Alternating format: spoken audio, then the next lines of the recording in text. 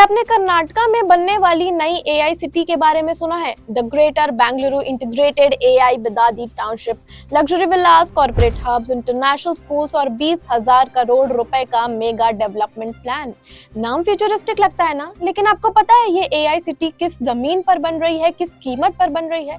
बिदादी की fertile agricultural land पर। वही जमीन जहां किसानों के परिवार पीढ़ियों से खेती करते आए हैं, वही जमीन जो उनकी रोजी रोटी, पहचान और बच्चों का भविष्य तय करती है।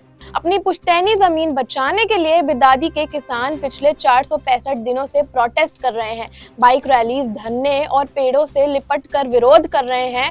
फिर भी उनकी आवाज, उनकी ही सरकार, कर्नाटका की कांग्रेस सरकार सुन तक नहीं रही है। और यहीं पे सबसे बड़ा पॉलिटिकल कॉन्ट्रडिक्शन दिखाई देता है। जब केंद्र सरकार कोई बड़ा प्रोजेक्ट अनाउंस करती है, जैसे कि the great Nicobar island project, तो सबसे पहले विपक्षी नेता राहुल गांधी सवाल करते हैं और पर्यावरण और जनजाति समाज के लिए चिंता जताते हैं। लेकिन कर्नाटका में जब उनकी ही कांग्रेस सरकार एआई टाउनशिप प्रोजेक्ट के नाम पे हजारों किसानों की जमीन छीन लेती है, तो राहुल गांधी इतने चुप क्यों हैं? क्या किसानों और पर्यावरण की चिंता सिर्फ तब होती है जब सामने विपक्षी दल हो? ऐसे तो ये किसानों के लिए संसद में ट्रैक्टर लेकर पहुंच जाते हैं, तो ये 465 दिनों से कहां? अब एनवायरमेंट की बात करते हैं। एनवायरमेंटलिस्ट का कहना है कि प्रोजेक्ट के कारण 15 लाख पेड़ काटे जाएंगे, जबकि सरकार 2 लाख पेड़ काटने की बात कर रही है। अब चलिए, सरकार के हिसाब से 2 लाख पेड़ भी काटे जाने की बात मान लेते हैं, लेकिन 2 लाख पेड़ भी कोई छोटी संख्या नहीं होती। पेड़ तो पेड़ है ना, आप चाहे 15 लाख पेड़ काटो या 2 लाख पेड़ काटो। इनमें नारियल, आम और फलदार पेड़ शामिल है, जिनसे किसानों ने सालों तक उगाने में अपनी जी जान लगाई है। लाखों पेड़ काटने के बाद ground water, local temperature, rainfall pattern और माइक्रो क्लाइमेट पर असर पड़ सकता है।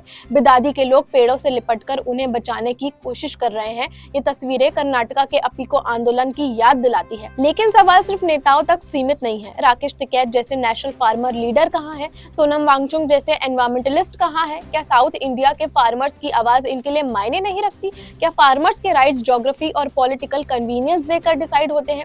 ऐसे ये लोग सीजेपी और ले जैसे प्रोटेस्ट में बकायदा शामिल दिखेंगे, लेकिन जहां हजारों किसान 465 दिनों से ज्यादा अपनी जमीन के लिए लड़ रहे हैं, जहां उन्हें वाकई में इनकी ऐसे एनवायरमेंटलिस्ट की जरूरत है, वहां ये लोग क्यों नहीं पहुंच पाते?